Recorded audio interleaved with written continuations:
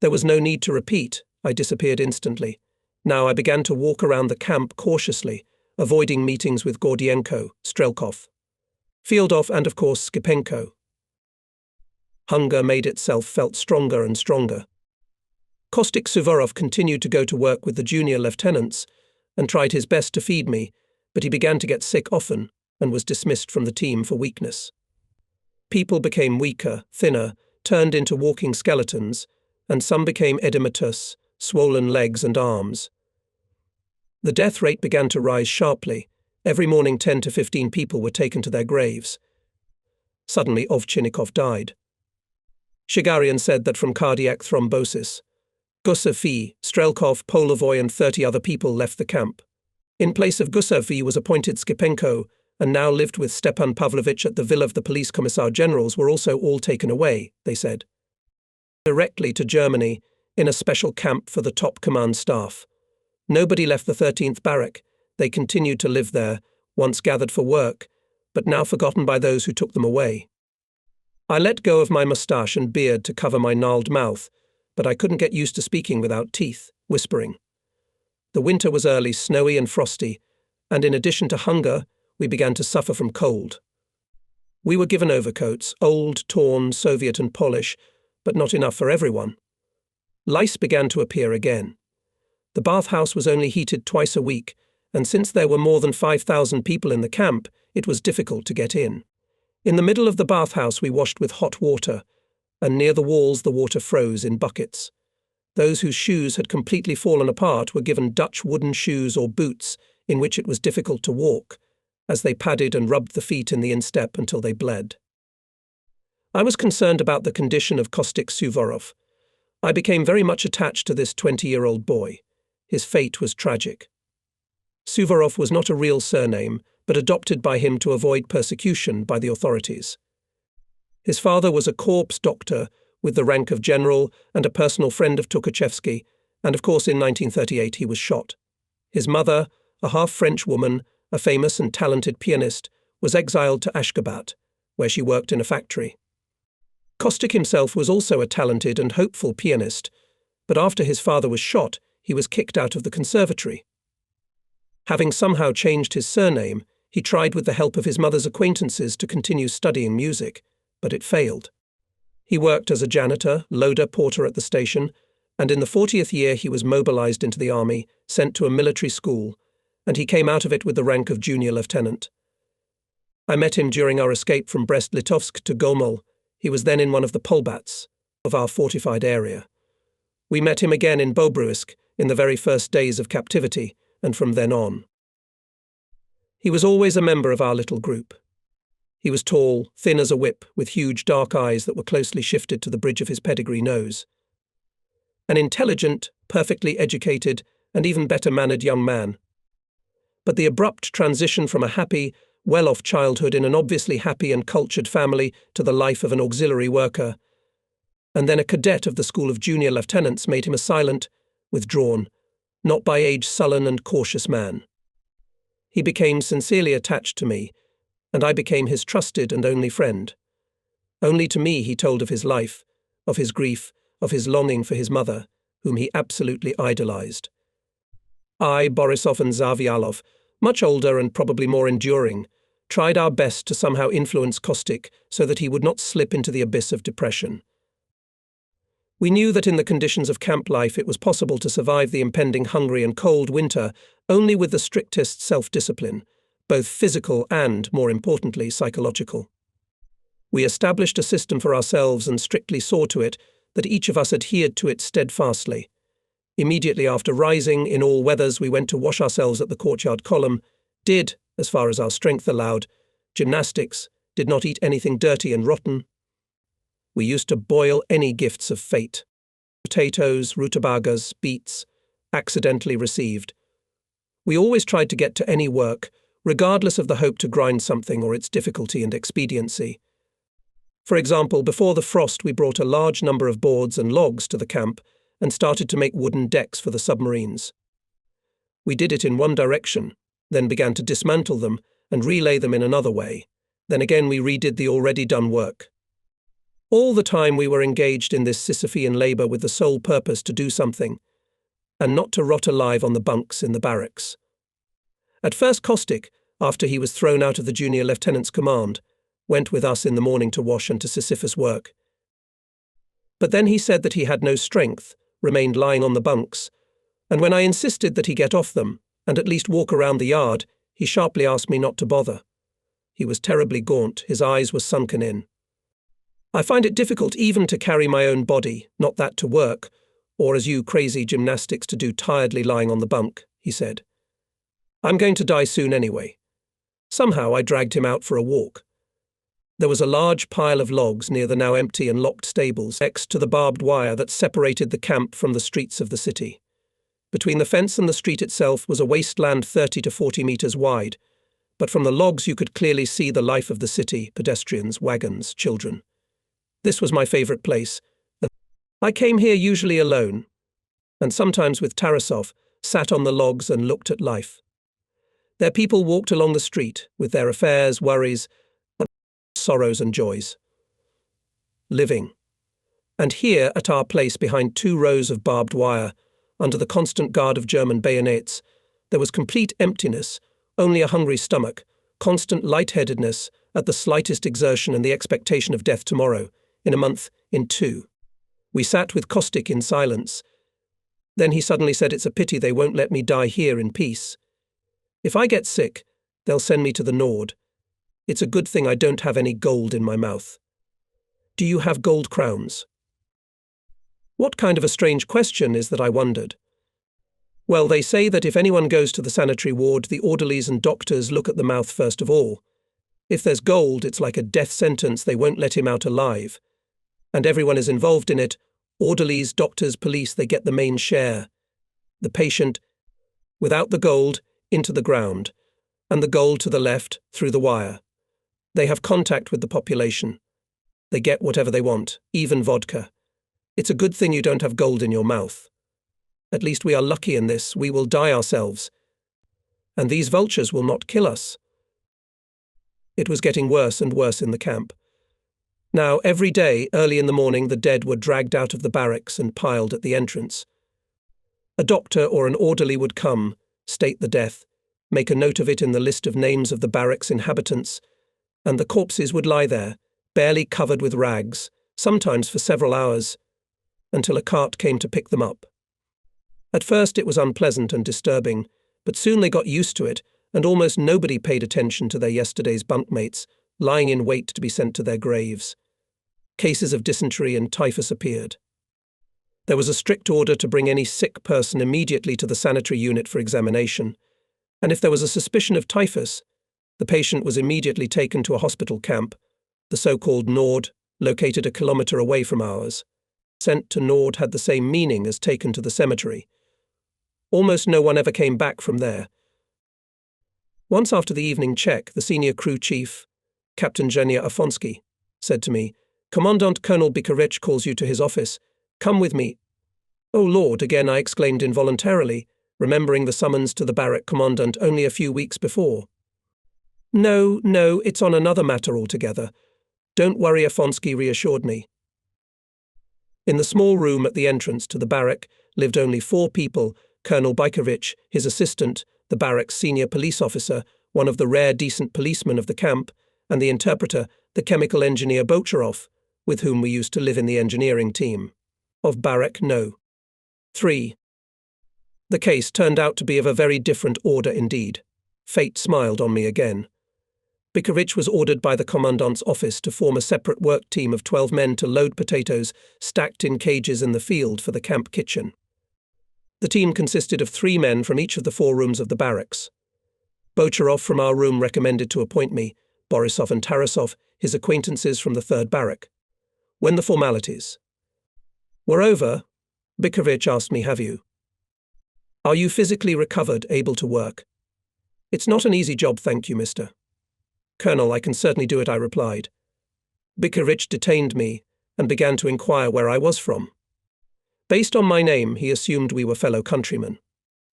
It turned out that this was not quite true, but close to the truth, he was a countryman of my father. Both were from the town of Pochep in Chernigov province. 2 days later, our whole team of 12 people went to work in the field for the first time, to rake the cages and load potatoes on the carts. The night before, all of us, potato workers, as our team was called, were getting ready for work. I quickly acquired a cotton coat, warm shirts, mittens, an ear hat, 2 gas mask bags, and an extra sack for potatoes. The creditors, who borrowed the things, checked the equipment and gave advice on how to work, saving strength, how to keep warm if you get cold, how to carry, where to hide a few potatoes on yourself, if legally you cannot carry, anticipating in advance that tomorrow, if all goes well, they will get a few potatoes for their equipment. At 7:30 in the morning, our whole team, with Petty Officer Bocharov, stood at the camp gate, waiting for the convoy. Another team, junior lieutenants, was also waiting for their escorts, and a little behind, as always, gathered a crowd of seekers of happiness of 200 people. First, sometimes it was possible to get into a permanent team for the day if one of the workers could not go to work. Secondly, sometimes a team was suddenly recruited on demand for random work. And finally, thirdly, sometimes it was possible to simply join a team that was leaving for work by deceiving a policeman. For this, the policeman would whip you with whips and bullocks. But still, the game was worth it. The morning was frosty, but quiet and windless. 3 escorts, in warm overcoats, leather-wrapped boots and warm hats, led us down the street, 1 in front and 2 behind. We went around Camp Nord and out into the field. But in about 15 minutes, we came to the cowsheds. In the fall, potatoes were piled directly on the ground. Then they covered the piles with straw and covered them with a layer of earth 1/4 meter thick. In a day, it was necessary to load up to 12 steamboats, and it was not easy. The thing is that when they laid the cages in the fall, the potatoes were wet, and in addition, then obviously they did not count on a super dry early winter of 41. In many places, potatoes, earth and straw froze into a solid mass of ice, and it was necessary to open the cages with heavy picks. For us, exhausted by 3 months of hunger, it was not easy. Our convoyers turned out to be very friendly and calm people. All 3 of them were not young, probably in their 50s, and they noticed our difficulties and told us not to hurry and to rest from time to time. Besides, one of them went to the nearest hut and arranged there to have a bucket of potatoes boiled for us. When the potatoes were ready, Bocharov, who had gone with the soldier to get them, besides a full bucket of hot, boiled potatoes, brought a whole loaf of still warm wheat bread, a bowl of lard, and a pack of cigarettes. We took a half-hour break, ate, smoked, and with real enthusiasm went back to work. During the next smoke break, after talking to our escorts, Bocharov told us about the general conditions of our work. Every day the Poles would boil potatoes for us and probably collect all sorts of extras, as they had done today. We could carry 2 full gas masks with us back to camp after work. He suggested all the spoils of the job be divided equally amongst ourselves. In addition, we should give 2 bags to the commandant's office, 1 to Bajkovic and the barracks police, and at least 1 to the sanitary unit. And 1 more, depending on luck, Bajkovic should be given some smokes. All the rest again to divide equally among all members of the brigade. All, of course, agreed. Such a small payment for the right to be fed did not bother anyone. We, the potato men, became the camp aristocracy. Everyone fawned and fawned over us, and a group of assistants, nannies, formed around each of us, who cleaned our clothes, greased our boots, washed and dried our shirts, patched or sewed up our torn pants, shirts and mittens. Everyone was happy to be of service to the potato workers. I fed Costic, Zavyalov, Shmatko, and a couple of other people. I paid off my creditors completely, and literally after 5 or 6 days of work I started to feel fine. It was not difficult for us to load 10 or 12 cartloads of potatoes a day, to remove the cover from the hagat in the morning, and to close it for the night in the evening. Besides, our 3 permanent escorts were remarkably good fellows. 1 was from Silesia and 2 from Bavaria. The senior in age and rank, Hans, a Bavarian, organized a special extra for us. He collected crusts of bread, cigarette and cigar butts in the guard barracks, and all 3 of them emptied the pockets of their overcoats when we went to the field to work. Life had become quite bearable. My stomach was full, I smoked as much as I wanted. There was a mass of acquaintances and friends in the camp. In the sanitary unit we were received with honours. Dr. Ishchenko invited us to play cards or lay a bullet. Costic became more cheerful, Zavialov too. Bocharov from the soldiers learned a lot of news. In the early days of December, Japan, a surprise attack, destroyed almost the entire American Navy in the Pacific, and America began the war against Japan. The Germans were very pleased. On the Eastern Front, the Germans said, Moscow and Leningrad were completely surrounded and would be taken no later than Christmas. Oral. Voronezh, Kharkov are already in German hands. Crimea is also taken.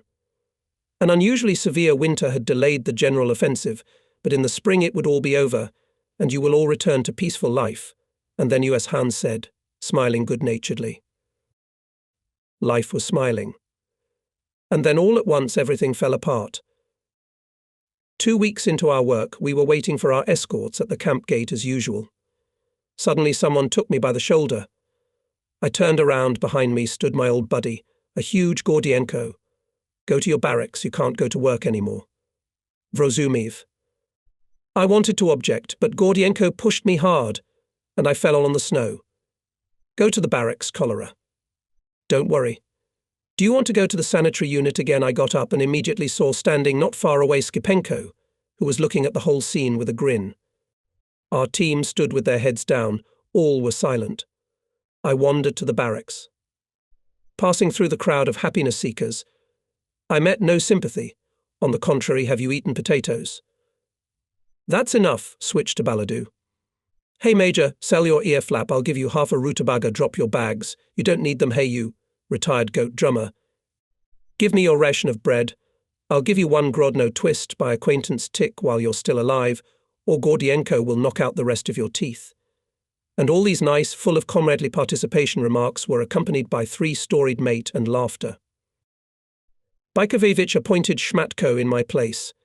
For a few days Tarasov and Borisov continued to share the spoils with me, but then Borisov fell ill, and Tarasov got a huge abscess on his thigh. They were both replaced by others in the team. Borisov was getting worse and worse. For a few days we hid him on the bunks, but then we had to take him by hand to the sanitary unit. I went in to see Dr. Ishchenko and asked him to examine Borisov himself. All right, I'll have a look. And you get out of here, Major. The Germans don't allow outsiders to enter the reception room. I had no time to say a few words to Borisov, but the orderlies simply pushed me out of the sanitary unit. Toward evening I came again, but the orderly, not letting me in, said Borisov has a rash. They took him to the Nord and slammed the doors shut. After all, Borisov has several gold crowns. A man is dead. I remembered Costic Suvorov's stories. Vasily Kuzmik Borisov had been my closest and most loyal friend since the early days of my military career. When I was appointed head of the repair shops of the fortification in Brest-Litovsky, Borisov, in the rank of senior lieutenant, commanded the security detachment of the entire territory of the workshops and material base. Since then we went through the retreat together and the defense of Zholbin, and almost together we were captured. His death was not easy for me to endure. The camp population was gradually melting away, no new prisoners were sent, and those who got here in the fall were gradually rolled into the ground. In the 3rd barrack 1 room was vacated, straw was brought there, and a workshop was set up to make huge straw boots for German soldiers to wear over their shoes. Apparently their feet were freezing on the Eastern Front. First straw was used to weave bundles, and then, on special pads, these bundles were sewn into boots with thin and strong twine. I, true to my principle not to rot on the bunk, went to do this work. Able to do all kinds of manual work, I quickly mastered it, and the German non-commissioner who ran the workshop made me an instructor. It was a pleasant place to work in, warm, smelling of fresh straw, with lots of dried cornflowers in it. This smell, cornflowers, silk stalks of straw, reminded me of the happy time when I, with my wife, after my wedding, spent 3 weeks in one village on the bank of the Dnieper. After Borisov's death I was somehow left alone. Costic again hid in his melancholy shell. He was exhausted to the extreme, and 2 weeks of good food, while I worked in the brigade of potato growers, was clearly not enough to restore his strength. Tarasov was overcome by boils, as I had been a month before. He was a very large man, tall, broad-boned and big-headed, with thick hair. He had become thin, his hair was falling out, his eyes were constantly watering, and he was angry and sullen. Zavialov was sick all the time, but went with me weave lapti almost regularly, but also somehow wilted. Probably it was loneliness that often brought me back mentally to my home, to my past, to my wife, to my son. Obeying some subconscious feeling, I selected soft straw of 3 different shades, wove a couple of small pawpaws with a weaving pattern, and decorated them with a few cornflowers that had preserved their colour well. I sat in a corner on a pile of straw and examined my work, imagining how pleased my wife would be to receive such a gift from me. I could see her laughing, joyful face so clearly. Unnoticeably, Unter Wunderlich, the head of the workshop, came up to me and, snatching the paws from me, shouted with delight in his broken Polish German bardzo dobries. That I'll buy fur mein pianka. Bread prazinizm. Bardzo dobries.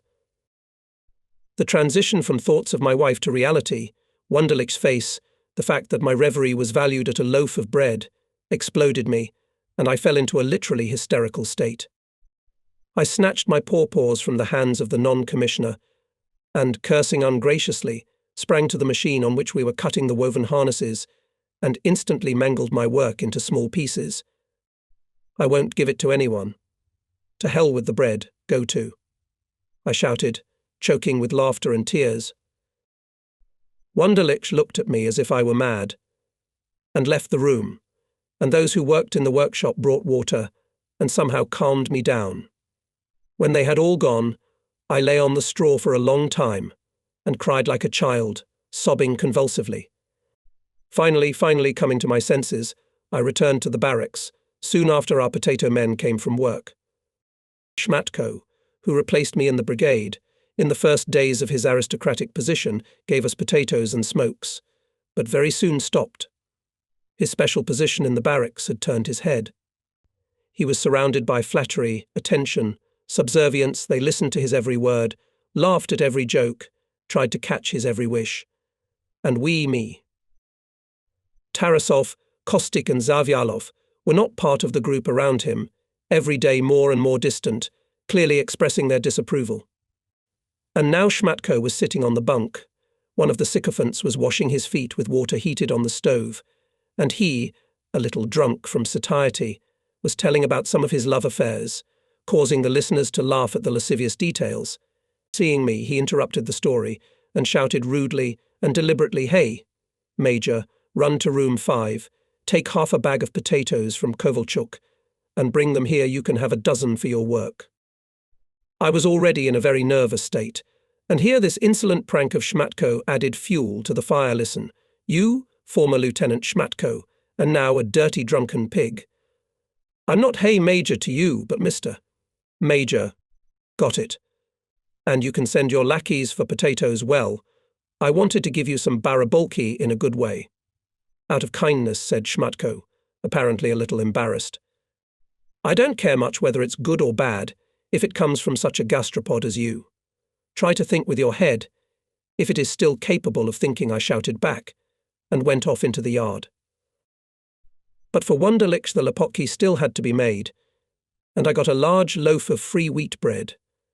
I gave a large piece each to Tarasov, Zavialov, and Costic, ate a decent portion myself, and wanted to leave some for the next day, but I couldn't stop. I walked around the camp, and, nibbling off a piece at a time, ate it all, a good pound and a half of fresh, soft bread. The result was very deplorable. In the middle of the night I got off the bunk, and alas, did not have time to run to the latrine. At night I washed my laundry at the column. I kept thinking that I was falling lower and lower. Hysterics in the workshop, a stupid outburst in the barracks. I spread my laundry on the deck, and I sat beside it, wrapped in my overcoat. And in the frost you can dry the laundry, freeze it, then freeze it in the room, then repeat the operation again. And on the 3rd or 4th time the laundry is dry. The policeman on duty came up to me and, lightly whipping me on the back with a lash, ordered go to the barracks. "There's no other time for you to do laundry." And he whipped me again a little harder. I grabbed the lash, wrenched it out of the hands of the policeman and began to step on the frightened and stumbling, small in stature, dressed in a cotton box.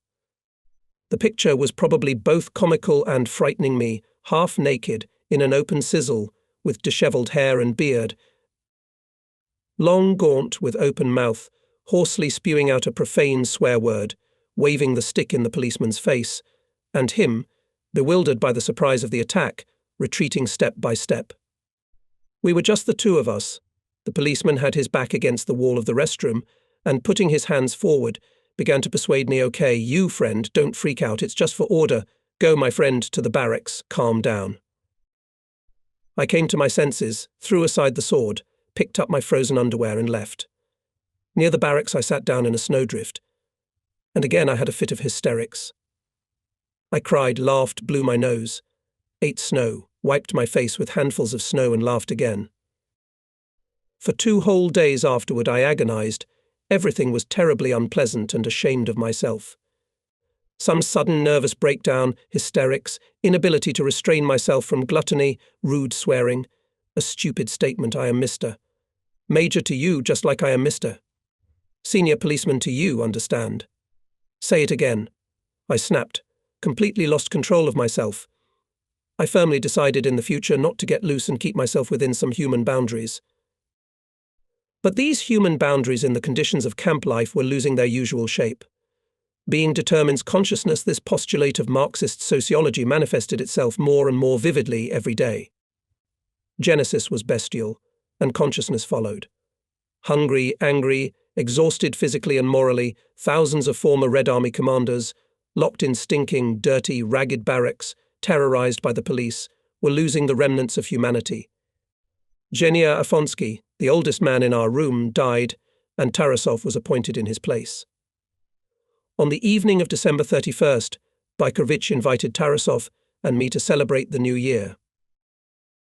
There were 6 other guests of Bykovich's choice. Colonel Gorchakov, who now lived in the former general's barrack, also came. We were treated to baked potatoes and baked sugar beets. Bocharov had plenty of bread for this feast, some smokes, and finally there was even coffee, the usual camp coffee, but hot and with saccharine. Everyone was in a depressed mood. Winter had just begun, cold, hungry, snowy. Bykovich was sure that soon there would be a real epidemic of hungry typhus, and that then the Germans would declare a quarantine, which meant complete isolation from the outside world. Gorchakov brought sensational news. America has declared war on Germany and Italy, and is now fighting on 2 fronts.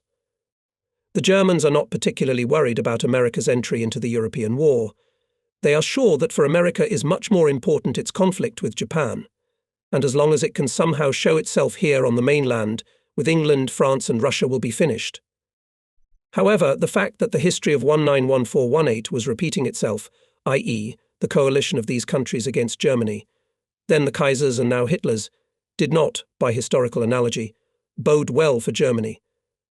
The Germans had given a 12:30 p.m. cut-off, so at exactly 12 we lifted our coffee mugs and wished each other to live to see the next New Year. On the evening of January 2nd, Bochagov told me that I was assigned to a team of coffin diggers. This work was assigned in the German commandant's office. There were records kept, and there was some kind of order. It was very unpleasant. Behind the Nord camp in the field they were digging a common grave, 30 meters long and 5 meters wide. The hole was gradually being dug and gradually filled in. This was the 4th in a row. In a day, 10 to 15 people were taken to the graves. Usually 30 people were assigned to work, as the ground was frozen. The hole was deep, 3.5 meters, and the workers were very weak. The work was managed by 2 policemen, and for some reason the escort was increased 10 soldiers. Passing by 3 long mounds, some people crossed themselves. I, too, crossed myself. Here are Borisov and Ovchinnikov and Zhenya Afonsky, among many, I thought, taking a shovel in my hands and going down. The German soldiers stood at a distance, not interfering in the work. One of the most disgusting policemen in the whole camp police, Biryugin, was in charge. A young fellow with a pox-ravaged face, with evil, narrow Mongolian eyes. He belonged to those people who are born evil and live in a frenzy of some pathological hatred for everyone and everything. He was armed with a bullwhip, and he didn't spare a blow if he could only get close to him. For some reason, the main target of his abuse was a small, puny Karaites named Shapely. The Germans did not consider Karaites Jews and did not persecute them, but Biryugin did not care. I don't understand why the Germans are babysitting you. You are a circumcised Jew, even though you call yourself a Karim. And I won't let you, you lousy Jew, out of that pit today. You'll die here. And every time when the group working at the bottom of the pit received a shift, Biryugin whipped the unfortunate Shapely down again. Anyone who raised his voice in defense of the utterly exhausted Shapely received a hail of blows.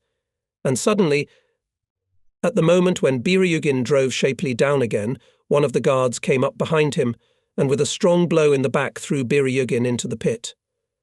Biryugin rolled down, jumped to his feet, and furious climbed up, while the soldier took the shovel from Shapely's hands and threw it to Biryugin and briefly ordered, "Work." "Fürstein?" "Work." The soldier smiled, and his co-companions laughed loudly. Biryugin began to shout something in German.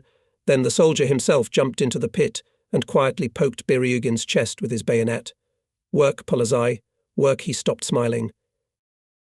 Biryugin began to shout again, promising to complain in the German commandant's office, but the German hit him with his rifle butt and already very menacingly ordered, "Work.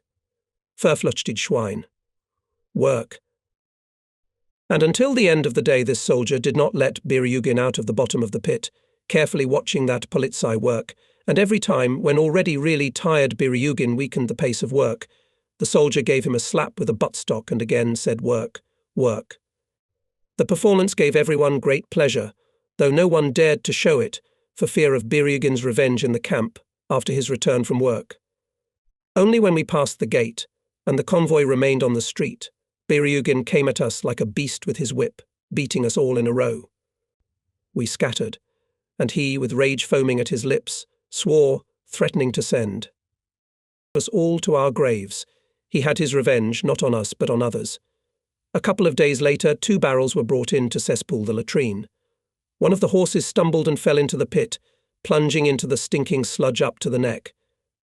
Biryugin organized the rescue of the horse. He drove 12 prisoners into the pit and forced them to pull the horse out with the help of ropes, and then wash them, knocking them off their feet with a strong jet of ice water from a fire hose. The German from the commandant's office ordered all the participants in the rescue to be given clean underwear and clothes and allowed them to enter the bathhouse out of turn. He took pity. On January 7th, for some reason the German commandant's office decided to celebrate Orthodox Christmas. The whole day was full of pleasant surprises. The rise was an hour later. For breakfast they gave hot, not frozen potatoes and double portion of bread. The whole day nobody was touched. There were no inspections, no formation, no work. Even the police was not rampant as usual, and it was almost not seen in the yard on this day. Lunch exceeded all expectations. Real thick pea soup, even with quite edible meat, and again good boiled potatoes. Everyone walked around the camp, some confused, softened, likeable. And in the evening there was a surprise again. In addition to the normal meagre rations, they gave out 3 dry army galettes, an extra portion of borax jelly, and a large apple. And finally, which was quite incredible, 2 buckets of briquettes, over and above the norm, were allotted to each room. It got dark. The stove was lit in the room. All the inhabitants of our 11th sat on the bunks, with their legs overhanging, others on benches or just on the floor, in front of the hot burning stove. It was warm. Everyone was a little intoxicated with the forgotten feeling of satiety. Everyone was happy and complacent, talking, reminiscing about home, about Christmas days in childhood in the family.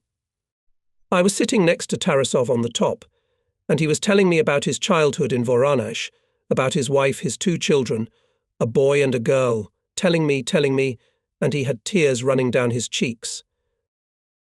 Someone half-voiced began to sing. A few more voices joined in, at first at random, unsteadily, but then Anatoly Diov took over the leadership of the choir. He was a soloist in the famous song and dance ensemble of the Red Army, and had not only a beautiful sonorous tenor, but also knowledge of choral singing and the ability to conduct.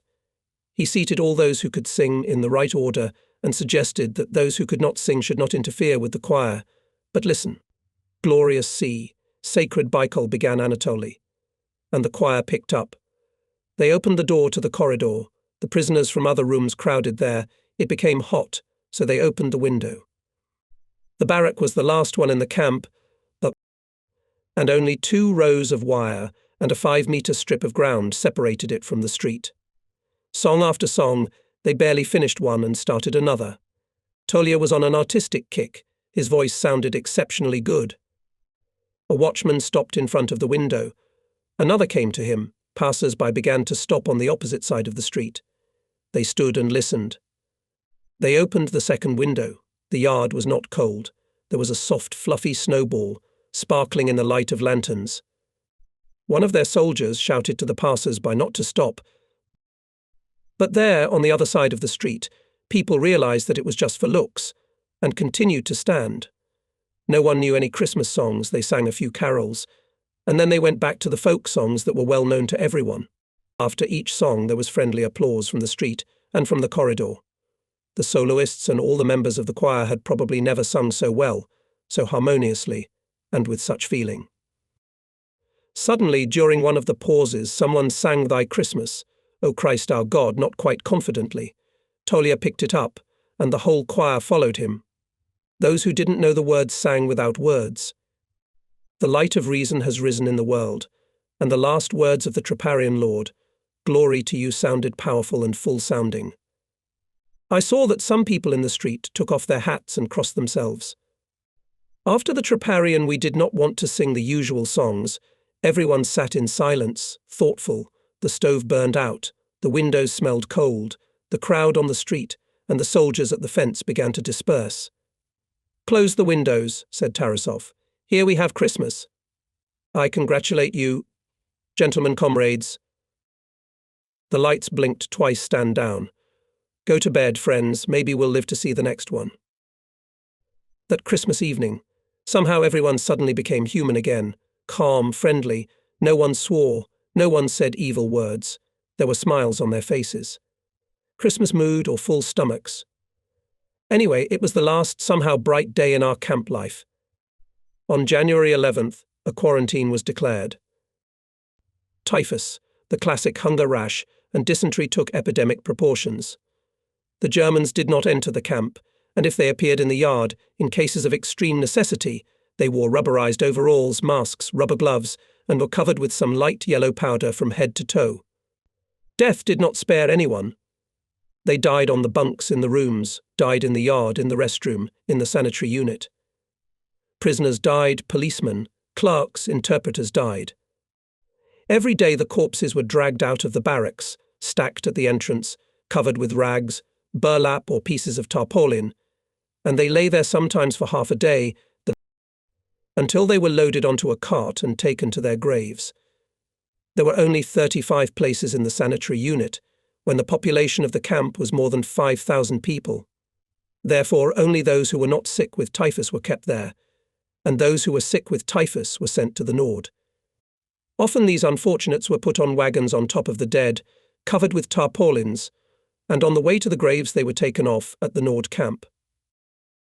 The chief interpreter Stepan Pavlovich died, Dr. Shatarian died, and my friend Nikolai Grigorievich Zavialov died. He was a talented optical engineer, an enthusiast and a fanatic of his profession. Before the Finnish campaign he had worked in Kazan. On a classified project, he was a scientific supervisor who was exempted from military service. But he had an argument with some party grandee, said many careless things to him in the excitement of the dispute, and as a result he ended up on the Finnish front, and then, already enrolled in the Red Army, on the front line against the Germans. He told me that he had only one love in his life: optics. Everything else was secondary and unimportant. Like many scientists deepened in their work, he paid little attention to the life around him. When I was torn away from my work, I suddenly looked around, began to look closely, think, and came to be horrified by who and how we are ruled, and by the fact that we accept this rule and the rulers he told me in the first days of our acquaintance in Baranovici. For a few days he tried to overcome himself, but soon he died. He was lying on the bunks next to me, woke me up in the night, and asked me to drink only cold water, please. I'm burning up. I got off the bunk and went to the yard to get cold water, but when I returned, Zavialov was already dead. Thanks to the fact that none of the Germans entered the barracks now, often the head of the room deliberately delayed for a day, and sometimes for 2 days, the death reports, and the room continued to receive rations for the number of people on the list, so that everyone still living received a little more at the expense of the deceased. No one objected to this death. The corpses of yesterday's comrades were treated calmly and judiciously. Tomorrow's corpses willingly used the portions of yesterday's living. In the sanitary unit, using the same method, the entire staff, orderlies and doctors usually received at least double portions. When we carried Zavialov out of the barracks in the morning, I sat by the body until the cart arrived and myself laid my friend next to the bodies of the others, and then covered him with a tarpaulin and escorted him to the gate. The bodies of the dead were put on the cart by the prisoners. The cart passed the gate, and there it was met by Germans and hired or maybe mobilized Poles, all dressed in overalls. They sprayed the whole carriage with the same light yellow powder from special sprayers over the tarpaulin covering. Now 30, sometimes 40 people were dying every day. The barracks were getting freer and freer, but the food continued to deteriorate. The Germans had completely run out of food supplies for the prisoners. The foodstuffs prepared in the fall, potatoes, rutabagas, beets and carrots, froze in the ropes, and when they were brought to the warehouse at the kitchen, they thawed and rotted, but everything was poured into the cauldrons. For lunch we received a litre of stinking slurry, in which floated boiled and rotted vegetables and pieces of unknown body parts of unknown animals, mostly veins, cartilage and skin. Thanks to the very small amount of solid food, the stomach worked rarely, once or twice a week, but the diuretic system worked incessantly. Weakened organisms could not hold urine, and the prisoners several times a night got off the bunks and went to the latrine. Many could not hold it, and everything in the barracks smelled of urine. Those nights in the camp when I, too, descended from the bunks, hardly moving my legs, and went to the restroom, seemed like some unreal nightmare. Frost, a full moon with a frosty circle, snow, pale lanterns shining with unnecessary light, and strange sounds floating over the whole camp, as if someone was tapping on the keys of a xylophone, monotonously and continuously. It is the Dutch wooden shoes on the feet of the prisoners tapping on the frozen planks of the sidewalk. From the dark holes doors come out wrapped in rags, hunched figures, walk along the bridges to the restroom, and back again to the barracks.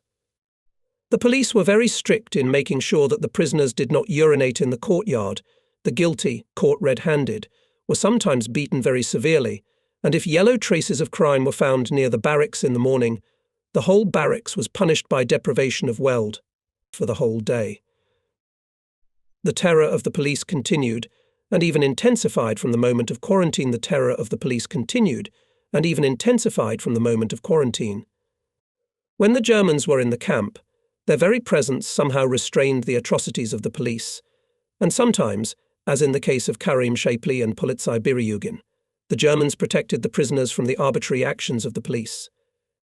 Now the police acted without regard. Skipenko disappeared for a while and was replaced by Gordienko. It was said that Skipenko had fallen ill with typhus and was lying in his villa. Obviously this was true. After a while he appeared in the camp yard, gaunt, with a shaved head, but even more vicious and cruel.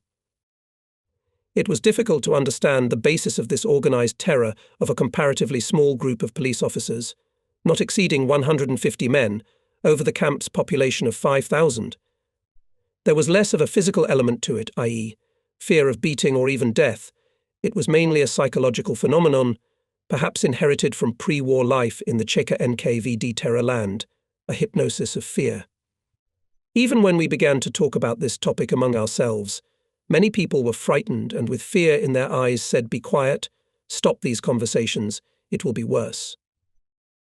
It did get worse, but not because of the police. The amount of food brought to the camp, even frozen food, was decreasing every day, and the Germans solved the problem. They began to bring cake to the kitchen. The cake is the waste products of sugar production, beet chips, from which all nutritious juices, pure fiber, and wood have been removed. The cake is usually added to silage feed for cattle. For the human stomach, it is only an undigestible bulk filler. Reaper, with its special sourish prickly odour, was brought by wagons every morning and immediately loaded into boilers. They boiled it for a long time, 3 to 4 hours, in order to soften the wood somehow, and then they threw half-rotten vegetables and what was called meat into it. The balanda was now thick, but with a new, sour and rotten, absolutely disgusting odour. The prisoners filled their stomachs with this concoction and then suffered in pain all day. At least a quarter of the camp population suffered from dysentery and bloody diarrhea. It was frightening to go to the restroom, although at least twice a day they did a complete cleaning there, washing everything with fire hoses. Many people could not eat cake at all. They vomited at the mere smell of it. The death rate in the camp increased even more. We in our little group, or what was left of it after the death of Borisov and Zavialov, invented a special system of food preparation. We selected everything from our portions except the cake, carefully cleaned the pieces of vegetables from rot, also the pieces of meat. Were looked through, cleaned and cut into small pieces. They strained the slurry through a cloth and pressed the cake. Then again they dumped everything into the kettle, added half a ration of bread, also chopped, and half a portion of borax jelly from the morning distribution, and adding a little, to for volume, of the cake, boiled their food in the stove or on the fire, and only then ate. This process of cooking took quite a long time, an hour and a half or 2 hours, but besides the fact that the food was less dangerous, much more pleasant to taste and smell, the very process of making it was based on the principle of self-discipline, of keeping oneself on a human level, and this was of great importance in our camp life. Some followed our example, but most of them did not have the patience and will to do so. They devoured the balanda at once, and then suffered pains. In spite of all the monotony, the mass of prisoners, hungry, exhausted, in a very depressed state of mind, dirty, ragged, suffering from scabies, boils, ragged and exhausted, were divided into 2 very opposite groups in the struggle for life. In camp life, the word wretch emerged to characterize a person who had exhausted his strength to resist circumstances. These people lay on the bunks, rarely going down to the floor, and almost never going out into the yard, literally rotting alive both physically and psychologically. They were usually the first to fall ill with the rash, and their bodies were mostly filled by the wagons that were sent to their graves every day. The direct opposite of the wastrels were the so-called jackals. The jackals, on the contrary, would get up early in the morning and go hunting. They would instantly devour anything that could be considered food in one way or another, dig through the garbage pit near the kitchen, pick up any garbage and, regardless of its quality or purity, eat it. Even margarine wrappers were considered food by the jackals. They did not shy away from stealing from their own comrades, which was considered the most serious crime in the camp, and of course the main victims of such jackal robbery were apathetic, dying wretches. Even when caught in the act, the jackal, taking blows from outraged victims or witnesses to the crime, tried to swallow its prey as soon as possible before it was taken away. Of course, this category of captives more often than others fell ill with dysentery and diarrhea and died of these diseases. Between these extremes were all shades of fighters for existence. My friends and I counted ourselves among the healthy centre, those who, thanks apparently to a natural immunity against the rash hyphae, remained alive without dying of other diseases. By the way, this natural immunity was not so rare. Lying next to people dying of typhus and typhoid fever and bitten by the same lice, not everyone died, and not everyone even got these diseases. As there were already many vacant places in our room, with Tarasov's permission, Costic Suvorov came to live with us. He somehow came back to life, became a more active follower of our theory of existence, but he fell ill. For 2 or 3 days he tried to overcome his illness, but he stopped eating, only drank water, and his temperature rose very noticeably. The last night he was sweating in heat and delirium, and in the morning, by order of the barrack police officer, Costic had to be sent to the sanitary unit. I collected all his things, mittens, spare shirts, a knife made of a nail, some notes, a stub of a pencil, 3 boiled potatoes, 2 full rations of bread, and a piece of uneaten rations. Having put everything into a gas mask bag, I helped him to get down from the bunk and put on his overcoat. Costic was fainting, and then raving, calling me mummy. I led him across the yard to the sanitary unit, and in my head I had only one thought: 2.5 rations of bread Costic fell down, and I could not hold him up. Another prisoner helped me to put Costic on his feet, and the two of us were already dragging Costic's long, bony body, almost unable to move his legs. There, in the gas mask, is bread. Those bastards in the sanitary unit will take it anyway. Should I take one ration? I'd rather use it than the orderlies. I just felt the touch of bread pulp to my hands when I put it in the gas mask. Saliva was running into my mouth, and the fact that the bread was in such close reach made the feeling of hunger completely unbearable. I'll take it. There's no use asking Costic's permission, he's not conscious of anything. Better me than the orderlies. With my free hand I reached into Costic's bag and transferred first one and then another ration into the pocket of my overcoat. I became hot, and I no longer thought about the unfortunate boy, but only about these 2 pieces of bread in my pocket. At the door of the sanitary unit, 2 orderlies picked up Costic and dragged him inside. I managed to slip into the waiting room and, seeing Dr. Ishchenko, addressed him. "Doctor, we have brought Suvorov. The boy is still quite. He has had a crisis. Keep him here until he recovers." Ishchenko looked at me and shouted, "You are here again. I told you that it is forbidden for outsiders to enter here. Go away." And when I tried to ask him again for Costic, he called out to the orderlies, "What are you looking at? Don't you know your duties? Throw this wretch out, chase him away, listen. Ishchenko, be a human being." "Because he can recover," I shouted as I was pushed through the door. And already at the door, clutching at the jamb, I began to swear son of a bitch, Skinner. Bastard, invited me to play a game of cards. Ishchenko probably didn't hear all this, and I flew to the ground. Getting up and continuing to swear, I even forgot about the bread and wandered back to the barracks, but putting my hands in my pockets, I immediately remembered. I went to the stables and, facing the fence, ate the bread I had stolen from the dying man. I ate and cried, but I couldn't stop. There had already been several cases of madness in the camp. The violent ones were tied up with ropes by the police and poisoned in Camp Nord, while the quietly disturbed ones hung around the camp until they died themselves. Suicides appeared, hanging themselves with belts or scraps of rope, at night in the barracks or in empty stables. After Costic's death, I began to lose my will to resist. I became tearful. I would remember something from my life before the war and start crying like a little hurt child. On such occasions, I would run away to my favorite place, to a pile of logs by the fence near the stables, and there I would let my tears flow. Sometimes Tarasov would come after me and silently pat me on the back. It always had a calming effect. Tarasov was 10 years older than I was, and he obviously had a somewhat paternal feeling for me, as I had for Costic. And yet I myself began to feel that I was slipping into an abyss of apathy. Sometimes, still following our system of existence, I began to look enviously at the motionless, half-sleeping figures of the wretches lying on the bunks. Why these efforts to preserve their lives? There was only one end anyway. Ovchinnikov, Afonsky, Borisov, Zavialov, Costic. Tarasov and I are the only ones left. Wouldn't it be better to die quietly and calmly, without any fuss, on the bunk?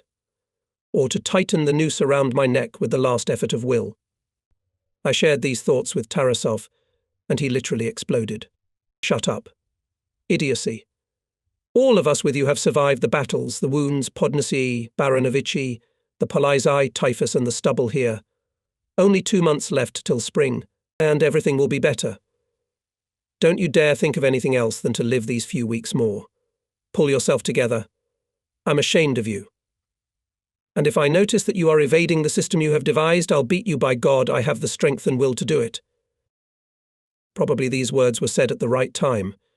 I became somehow calmer, but Tarasov really began to watch my behavior. One evening I was called to the commandant's room. On the bunks sat Bocharov, Bekarovich's assistant commandant, and a senior barrack policeman. "Here's the matter," Major said. "Bocharov. Bekarovich is ill. He has typhus, of course. But we have decided to leave him in the barracks for the time being, with Ishchenko's consent. We put Bekarovich in an empty corner room. Doctors from the sanitary unit will come to see him. Maybe he'll survive." But someone has to be near the patient at all times. Bekarovich wants it to be you, he said. Ask for a major, my fellow countryman from the 11th. Agreed? There's a stove, a supply of wood, will supply you with food and smokes, but of course absolutely no talking. Agreed. Agreed. And I became a nurse. Bekarovich was very bad. High fever, difficulty in breathing, sticky sweat on his body. When I came into the room, he looked at me and didn't recognize me. Who are you? Why are you staring at me? Then he lay with his eyes closed, and without opening them, suddenly continued, Major, fellow countryman. I'm glad you're here, he would forget, and start raving.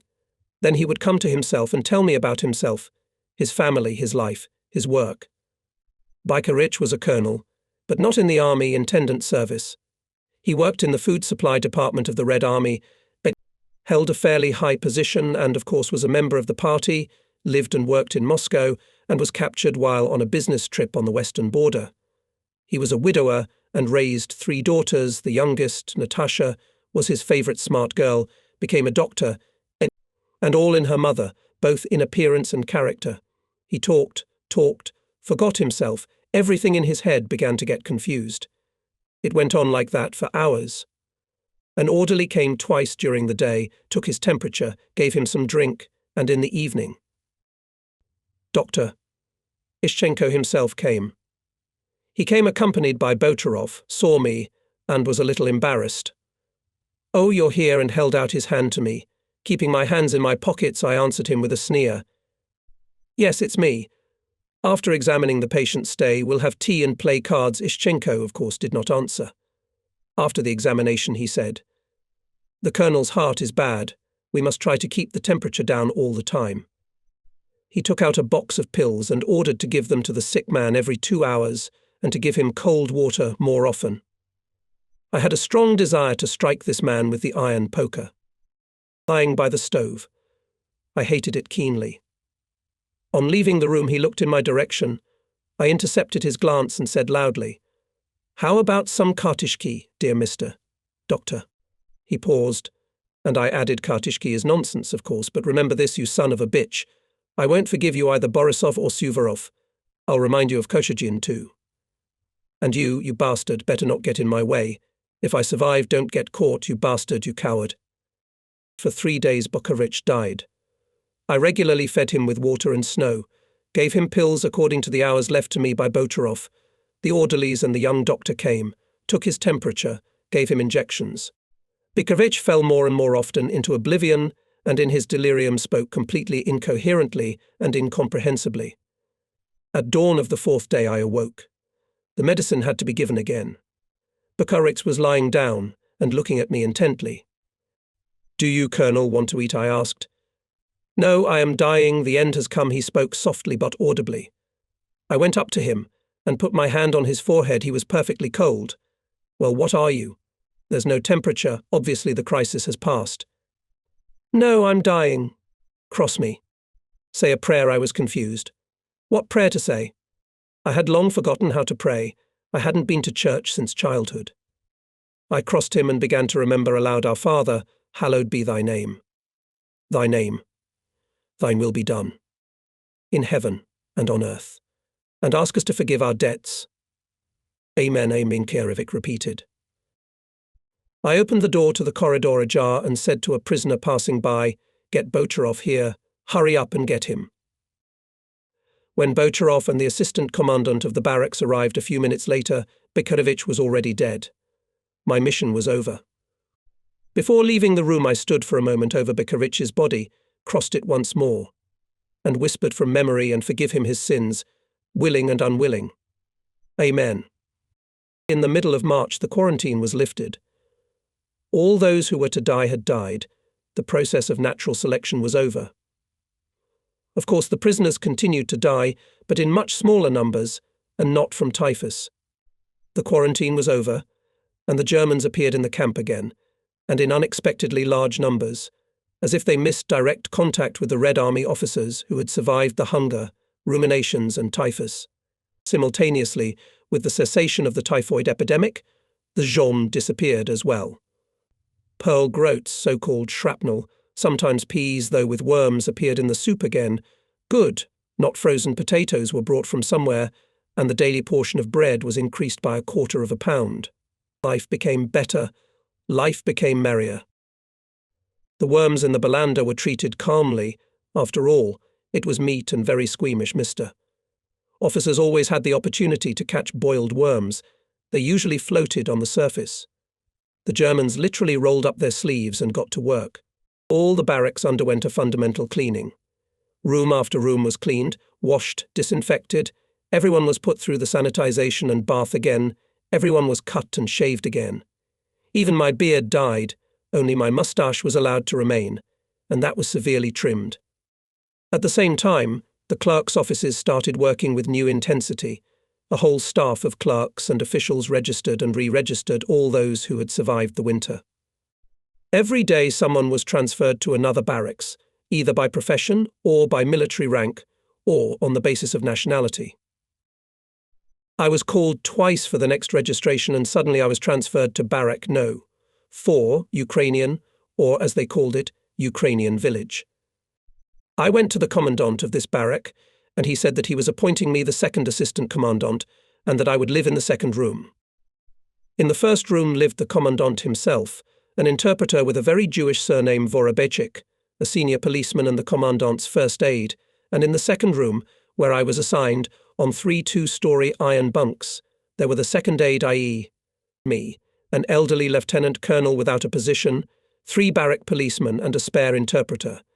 Everything in the barracks smelled of disinfection, especially the hay-filled pillows and thin baize blankets with which the bunks in the rooms of the superiors were provided. According to the registration cards, there were 670 Ukrainian prisoners in the barracks. The commandant of the barracks entrusted me with the supervision of cleanliness and food issues, i.e. receiving the entire ration for the barracks and distributing it to the rooms. On the morning of the first day of my work as second assistant to the commandant, I woke up with a severe headache, as did everyone in the rooms of the superiors. We were all just poisoned by the smell of disinfection. Receiving in the kitchen, delivery to the barracks and distribution to the rooms of the morning ration went smoothly, but at lunchtime there was an incident. When the men on duty brought 13.5 tubs of Belanda from the kitchen, the senior policeman closed the door to the barrack corridor and began to select portions for the headquarters, i.e., for 10 residents of the first and second rooms. He did it with great knowledge and understanding of the essence of the matter first. With a careful movement he collected from the surface of all the cisterns all the spots of grease and poured it all into a separate empty cistern. Then from the bottom of all the kitchen cisterns he took out the settled gruel and also poured it into the cistern, and finally he added some grease on top. There were at least 25 normal servings in this staff cistern. Vitching near the doors he commanded, finishing his work. I watched this whole procedure of shameless stealing from the common cauldron in silence, at first hesitating to object, but gathered courage. No, this will not do. Pour back what you've stolen.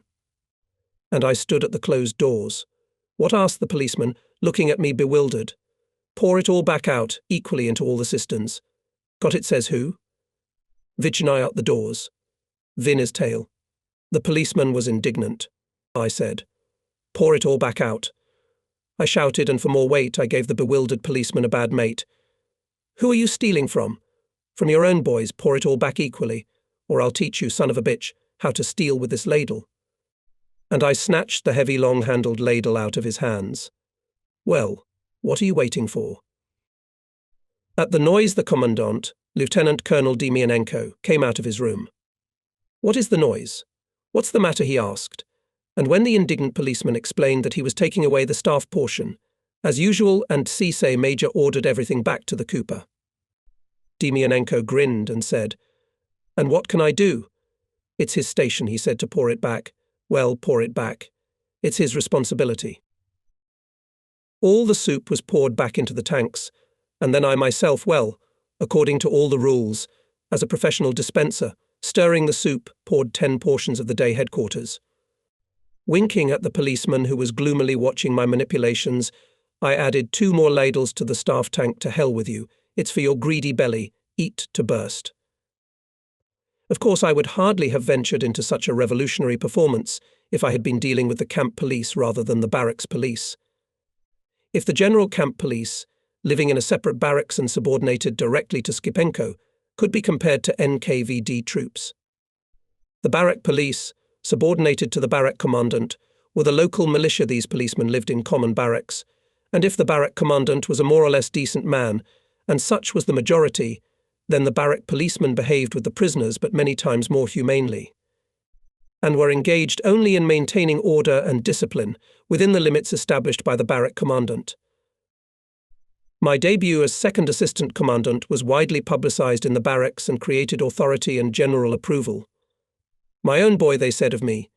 Even the senior policeman, the captain, as everyone called him, Kondrat, and he, after grumbling for 2 days, came to terms with it. A few days later, the Ukrainian village received an unexpected gift from the outside. Some local Ukrainian organization sent a whole wagon-load of food to their brothers. Bread, lard, sausages, fresh onions, apples, cottage cheese, eggs, even honey and, of course, cigarettes, shodarets, Hrodna Mahorka, and just bundles of leaf tobacco. It was not an easy task to divide all this wealth equally among 670 people, but after calling the chiefs of all 14 rooms and working for a good 2 hours, I did it successfully, to everyone's satisfaction. Having received my portion, I went to the first barrack to treat Tarasov, Shmatko, and other old acquaintances. With Shmatko I made peace. When the quarantine began, the team of potato men was liquidated and Shmatko became an ordinary prisoner again. He resisted typhus, but he was long and seriously ill with dysentery and became incredibly thin. He was a large, broad-boned and tall man, and now his bones, both on his face and all over his body, were sticking out in sharp, skin-tight lumps and angles. He had also developed scurvy and half his teeth had fallen off. He himself came to me and apologized for his rude outbursts, and we restored our former friendship, as, after all, I had known him since the early days of my military career in Brest-Litovsk. Like the dead Borisov, he had retreated and fought with me, and we were captured on the same day. I and my guests climbed out on logs by the fence and began to destroy my share of the gift to my Ukrainian brothers, and Shmatko, gnawing on a whole onion like an apple, lamented. Why did I write that I was Russian? My parents are from the Kherson region, just because I lived and worked in Ryazan. What an idiot. It was a perfectly spring day. Blue sky, warm, sunny, and even a feeling of some satiety. Tarasov grasped me by the shoulders. Well, how, Comrade Major, what do you say? We've survived, and you're blubbering. I think that the worst is over. We survived. I wonder how many of us are left. Proceeding from the fact that in October last year there were 6,000 people in the camp, and calculating approximately how many people live in the barracks now, in March 1942, we determined that for 6 months to the graves was taken out no less than 2,500 people. Botarov, now working as a clerk in the re-registration commissions and well-versed in German, confirmed our conclusion. He had heard approximately the same statistics from the Germans. In fact, the majority died in 3 months, December, January and February. That's an average of 30 people a day, I calculated. I wonder why the Germans, with so many vacant places in the barracks, do not fill them with new prisoners. I asked Botarov. First of all, there are not so many new prisoners now. The front has stabilized. The Soviet Union is receiving enormous aid from America. The Germans no longer dream of capturing Moscow and Leningrad, and the new prisoners have quite different moods. Mixing them with us Germans, for many quite understandable reasons, is undesirable. Secondly, we are certainly being prepared for transportation from Poland to Germany. I am sure that these camps on the territory of Poland will soon be liquidated. I have an adjutant in my Ukrainian village. A young boy, a final-year student of the Odessa Institute of Fine Arts, named Alexei B.O., voluntarily carried out all my assignments and declared himself adjutant of the second assistant commandant of the barracks. The reason for his good, more than could be expected attitude towards me was that he knew my first wife's family, had been to their house, and had even seen my son on several occasions, so he considered himself almost a relative. Agile, trim, always in good spirits, Not knowing me before meeting me in the 11th barrack, he was a convinced follower of my theory of resistance to circumstances and the system of struggle for existence, and without a doubt belonged to the healthy centre. Alyosha was a born optimist. All bad things must stop, and only good things would be ahead. It can't be worse than we have experienced, and therefore everything that is ahead will be better, was his life motto. Also, when I once told him of an ancient truth, God has given me the humility and patience to accept and endure what I cannot change. God has given me the strength, will, and perseverance to change what I can. And God has given me the wisdom and understanding to distinguish one from the other. He marvelled and memorized these words, repeating them at every appropriate and inappropriate occasion. I was returning from the first barracks and met an obviously excited Alyosha. Where have you disappeared? I've been looking for you all over the camp. Let's go quickly to the first room. You have to see for yourself. Gordienko is crying. By God, he's crying. In the 6th room of the Ukrainian village there was indeed an extraordinary sight. The window facing the street was wide open, and at the window, with his face pressed against the grating, stood Gordienko, with almost the whole population of the room standing silently behind him. Lieutenant Gusevich, one of the victims who had fallen into Gordienko's hands at a bad moment, was lying on the bunk by the window, beaten half to death by him. Poor Gusevich could not recover after that, often spitting blood, and the doctor said that his right kidney was badly damaged. Now Gusevich was looking with some morbid curiosity at the face of Gordienko, who was standing almost beside him and paying no attention to his surroundings. Alyosha half-heartedly explained the situation to me. Gordienko, as a Galician, had the right to go free if someone from the family would take him on bail. For some reason he had never been able to establish contact with his relatives who lived far away from Zamosk, but now his wife had arrived with the documents, and tomorrow Gordienko would be released. From the window of the room was visible a house standing on the other side of the road. There was also an open window, and in it was seen a woman holding 2 small children in her arms. This was Gordienko's rendezvous with his wife and children, whom he had not seen since the beginning of the COPs. The woman was making some signs showing papers from. Afar the children were waving their hands, and Gordienko stood like a pillar, holding with both hands the iron bars of the grating, smiling broadly and joyfully, while tears ran down his cheeks, fractionally and finely. Standing and crying like a little child was this big, huge, rough as an animal, cruel, merciless, and, it seems, very stupid man. Everyone watched this picture in silence, Gordienko crying. It seemed completely unnatural. And suddenly Gusevich said, such an animal and crying. It's imagined. He made a play, pity the poor daddy who missed his children.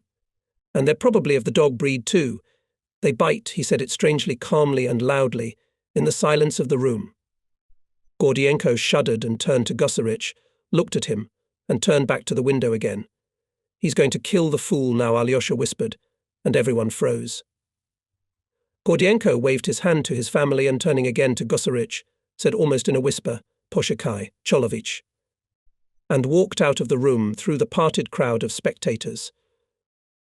Everyone rushed to Gusevich. TK, wherever you are you crazy? Save your skin, he'll kill you. He's gone for the bull. He'll cut you to death, I too. Approached the pale, utterly confused by my prank. Gusevich, get down from the bunk. Indeed, for he may kill you. Go to the 2nd room. There he will not look for you. But Gusevich, suddenly stubborn, I will not go. Let him kill. Go all of you too. He began to swear. He began to swear and, clinging to the rungs of the bunk, resisted with all his might the efforts of several men who were trying to drag him down.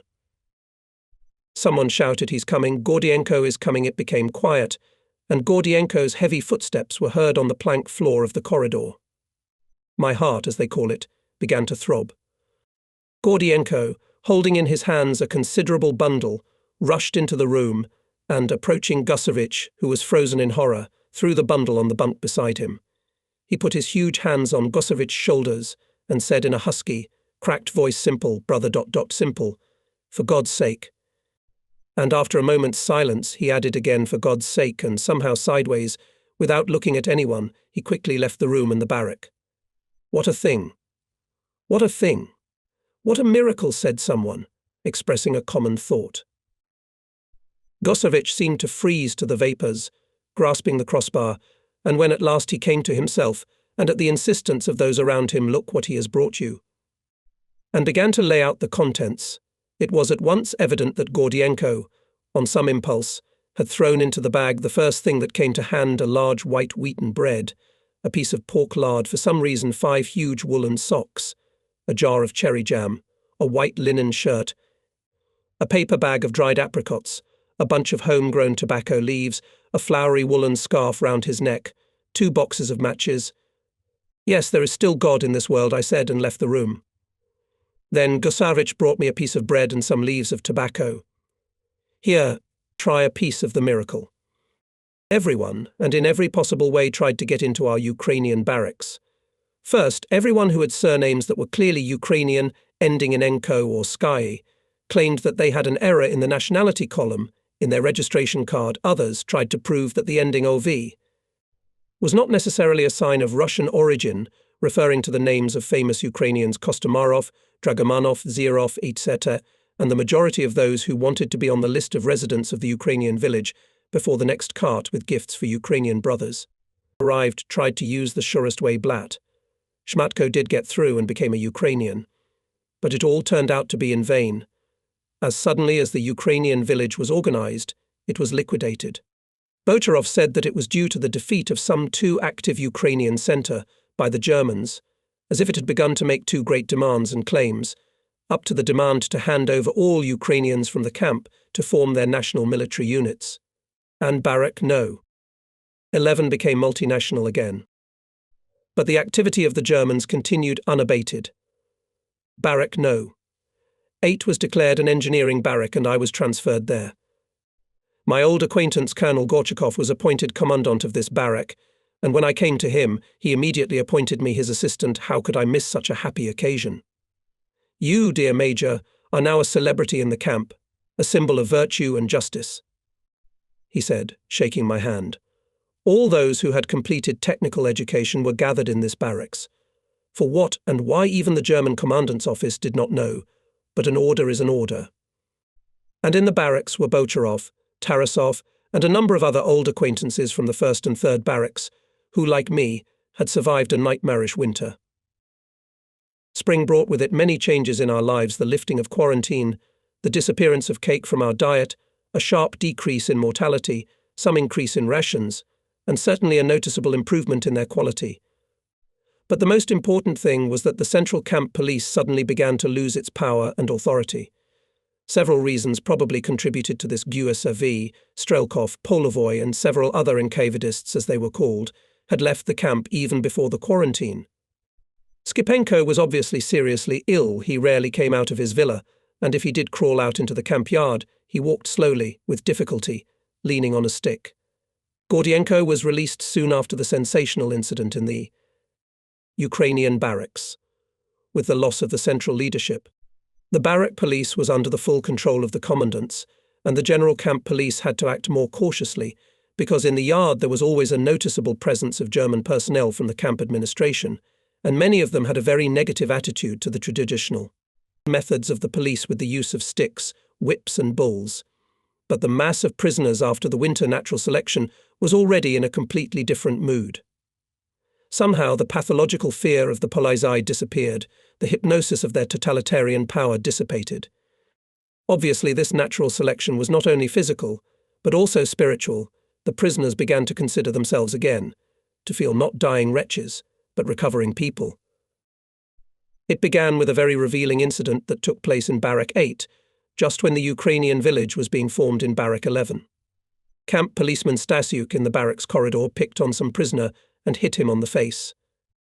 And the unbelievable happened, Mr. Prisoner answered, Mr. Policeman with a slap.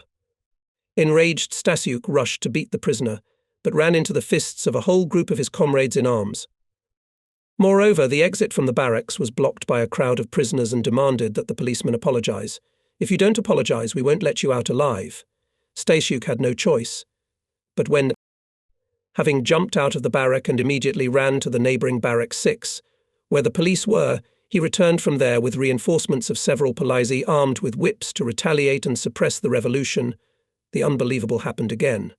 30 or more prisoners, armed with sticks, planks, punks, pokers, and weighty stones, poured out onto the porch of the barracks. The policemen did not dare to open hostilities, and with swearing and threats, to the laughter and hooting of the crowd of prisoners, they retreated. This incident sharply, immediately and irreversibly undermined the authority of the central authority in the camp. The arbitrariness and terror of the Polizei, in the atmosphere of which we all lived for half a year, was ordered to live for a long time. Semi-officially, it was announced that there was an opportunity to enroll in guard units formed by the Germans from prisoners. Bocharov brought this news to our barracks, and several people went to the German commandant's office to smell what it smells like. When they came back, they told us to protect the main supply arteries of the Eastern Front, which passed through a number of German-occupied countries: Czechoslovakia, Yugoslavia, Hungary, Poland, and Western Ukraine. The German command decided to create security units from volunteers, mainly Soviet prisoners of war. Railroad stations, bridges, and main highways were to be the objects of protection for these units. The entire command, of course, was German, and the volunteers who agreed to enlist in these units could only be ordinary soldiers, regardless of their rank and file in the Red Army. Nominally, they received release from captivity, but they became members of the German armed forces. This, of course, was a way behind the wire, but only a small number of prisoners decided to use this door in the wire fence. From the whole camp, no more than 200 or at most 250 men went to volunteer. Volunteers who were accepted after passing some kind of commission were immediately transferred to the Nord to be prepared to be sent to a unit. Another opportunity to get out of the camp appeared. One day Gorchakov called me aside and told me that for 2 days the German commandant's office would be manned by 2 representatives of a Russian anti-communist organization who had come here to recruit for the Russian Liberation Army. I will go and talk to them and try to find out what kind of people they are, who they represent, and what they offer. I think you should meet with these representatives as well. He went away. On his return, Gorchakov said to me, I had a strange impression of this meeting. 2 elderly men, officers, white emigrants, in my opinion, very little familiar with Soviet reality, and politically they are frozen at the level of the Civil War. They are recruiting people for the Russian army being organized in Germany to fight communism in Russia. The common goal is to return to the Russia that perished in 1917. 1. Indivisible, orthodox Russia. It all seems anachronistic to me. It doesn't fit. But you should still go to them. Your perception will be interesting. Bocharov, our regular informant about what is being done German level, could learn not too much about this organization. There is such a Major Smyslovsky Ragunov. He is Russian by birth, but in German military service, and with the permission of the Wehrmacht and Hitler's government, he is now trying to create separate Russian units, and then a whole army to fight the Soviets. It is said that it already has almost 20,000 men under arms.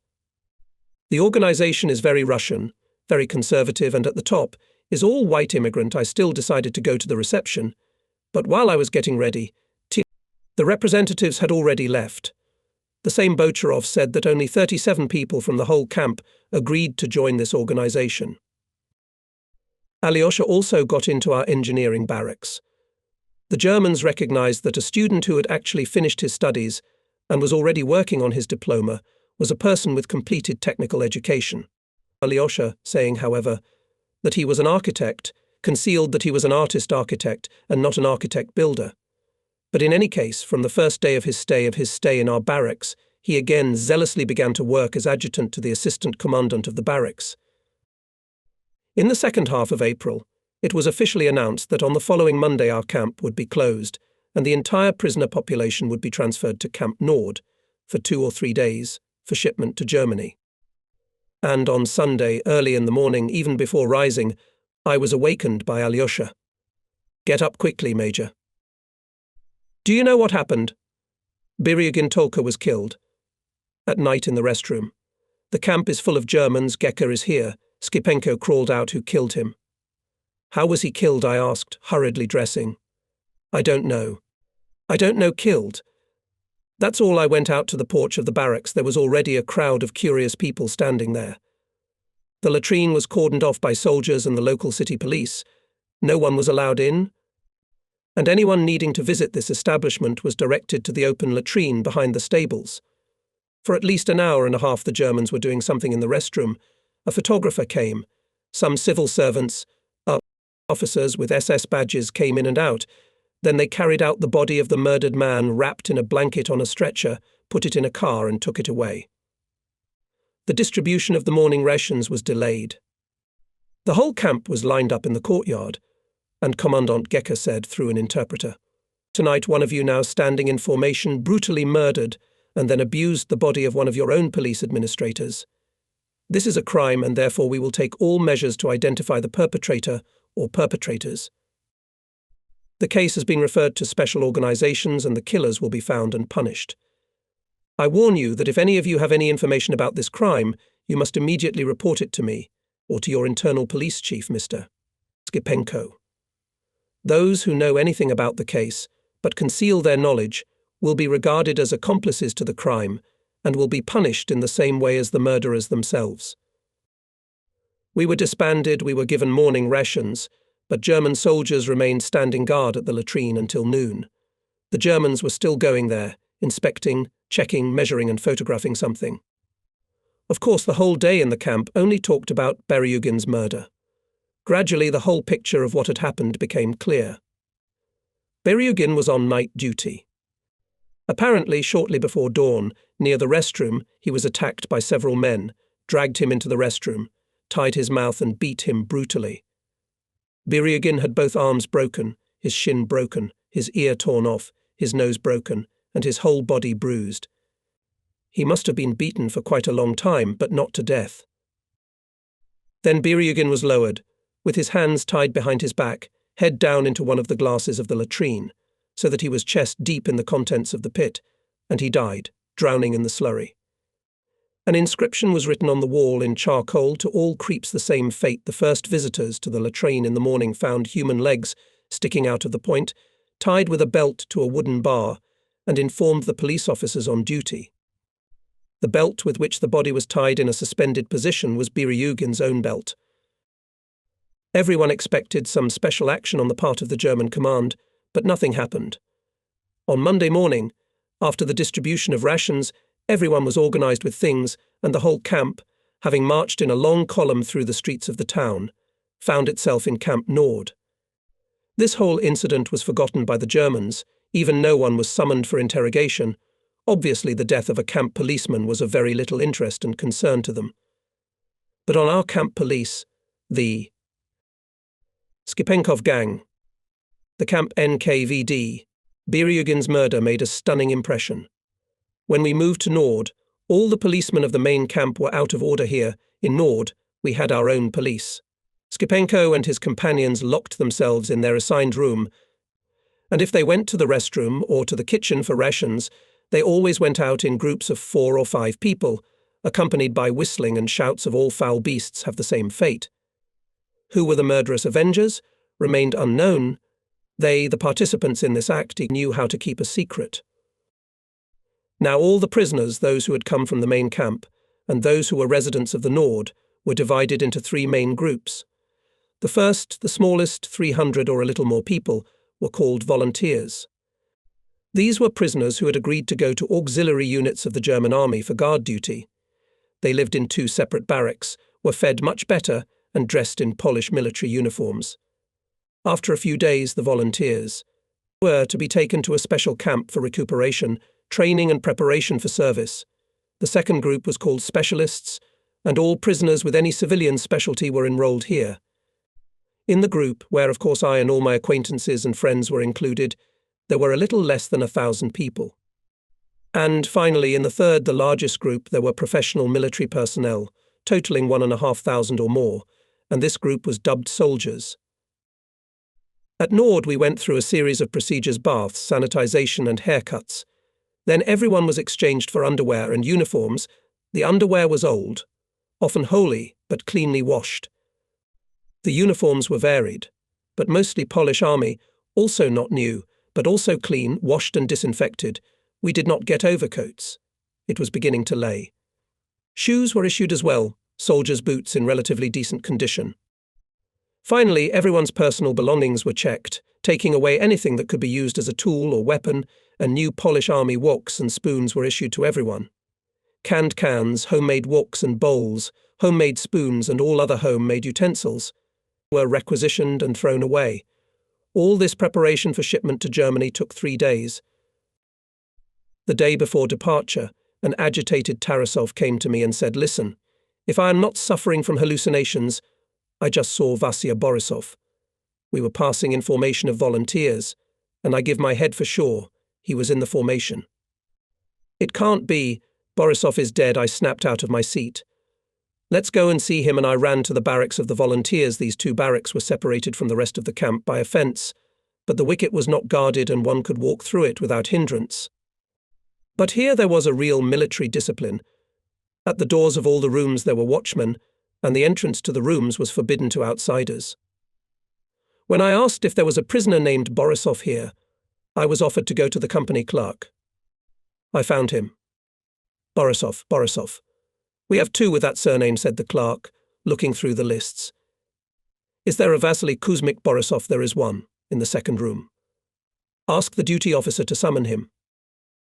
In a few minutes we were clutching each other in our arms, kissing each other, shaking hands, hugging again, and kissing again, with tears and laughter at the same time. At last, having recovered a little, and calmed down after seeing Borisov revived, I asked reproachfully, "If you are alive, why didn't you come to me? You knew, didn't you, that our whole camp had been transferred here as early as the 3rd day. I had accurate information that you, brother, were already buried on the graves. Well, I didn't want to worry again. It turned out that one of the residents of the 1st barracks, Captain Jurenko, when he got to the Nord, told Borisov that he and Zavialov themselves had put my body on the cart with the corpses when I died of typhus. It was this Jurenko who helped me carry and put the dead Zavialov on the cart with the corpses to be poisoned for graves. Jurenko confused me, the living one, with the dead Zavialov. Well, you're so tenacious. I buried you twice, and you've risen again without noticing it. We began to say you to each other, using just the first name." Borisov told his story when he was brought to Nord. Dying in heat and delirium, he found himself in a barracks where 40 prisoners lay on bunks, living out their last hours. No doctors or orderlies entered the barracks, but only gravediggers from the dead room, to take out the already dead. No medical care existed in this barracks. Not even water was served by anyone who asked for a thread in the heat. Everyone was effectively already crossed off the lists of the living. And I survived. Came to my senses, sat on the bunk, looked around. Moaning, raving, squirming, screaming, crying. It was hell. And no one but us dying wretches. I felt dizzy. At first I couldn't get up then, wobbling and holding on to anything. I moved towards the open door of the barracks. I found a piece of bread near one of the dying men, and a couple of potatoes near the other, crushed both in a moment. I was as hungry as a wolf, drank water from the cistern by the door, and crawled out onto the porch. An orderly passing by found me.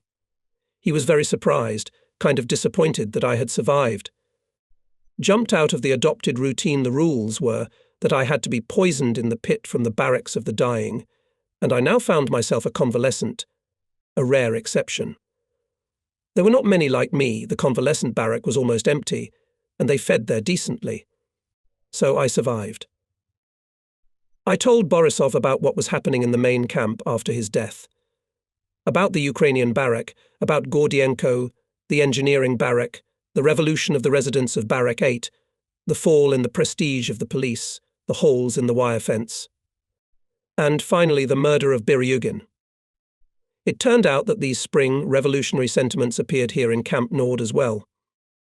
We also had one encavedist killed last week. In the bathhouse, when he was washing, someone closed the cold water faucet and fully opened the hot water. Completely scalded, died a few hours later. The police here too have staggered, frightened, and very limited their activities. Borisov fell silent, and I myself did not want to begin to question him about the main thing. He was well, cleanly and even dapperly dressed, looked well, was certainly well fed, and the kit set from which he treated me to a smoke was full of tobacco. Well, he asked me. Well, what, don't play hide and seek? Ask, there's nothing to ask. You can see everything. You're clean. You've got a thick cassette. You've got a full pouch. Are you judging? No, I just don't understand. Why? Weren't you in a hurry? I was disgusted at this sudden transformation of Borisov, whom I had known for nearly a year and had always been accustomed to respect as a very principled man, into Borisov, whose actions I could not justify. All right, I'll explain why. Listen. He, somewhat worried and sometimes repeating himself, said to me it happened like this. When I was lying in the convalescent barracks, I was determined that I would take the first opportunity I could get to get off the wire. I could no longer even think about life in the camp, in the cold, hunger, among the dying, downcast, demoralized, intimidated, will-less wretches or jackals under the whip or the bull. A gang of scoundrels, sadists or incavadists. Home, there, to the motherland, I decided to return. Only if Stalin and his oprichnina were not there. You and I know very well what is there in the SS, but what do we know about Europe, Hitler, and its National Socialism? Only what was written in Pravda. Isn't that too little to choose and define our own place in all this Katovich? I want to know. Here we are blind and deaf, and in order to see and hear, one must be on the other side of the wire fences and the line of bayonets of the watchmen. Only then you can, having understood what is happening in the world, find a place for yourself. For us, the Germans are the enemy.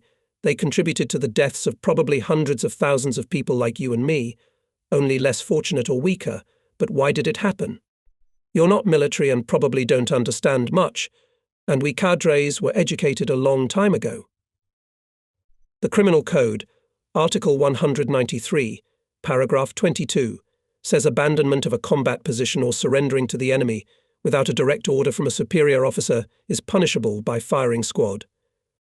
And in special circulars of the Military Legal Department of the Red Army, it is stated the Soviet Union did not agree with the basic provisions of the International Convention of the Red Cross in 1929 and refused to recognize their legality.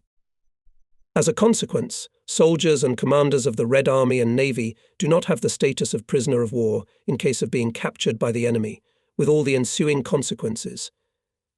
This I quote from memory, but almost exactly. We've heard it many times in political training. Understand? They, there in the Kremlin, have absolved the Germans of responsibility for our lives. And are the Germans our enemies?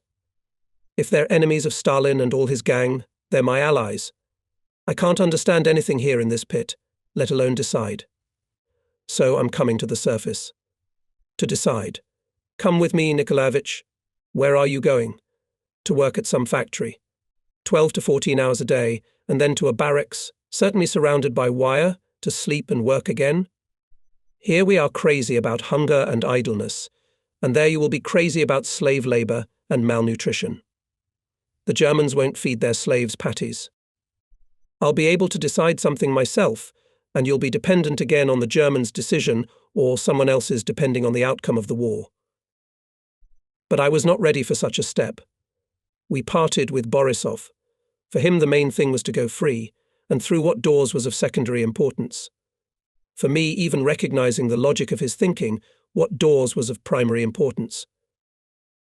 The next day in the morning, right after breakfast, our group of specialists was lined up in the camp yard with things.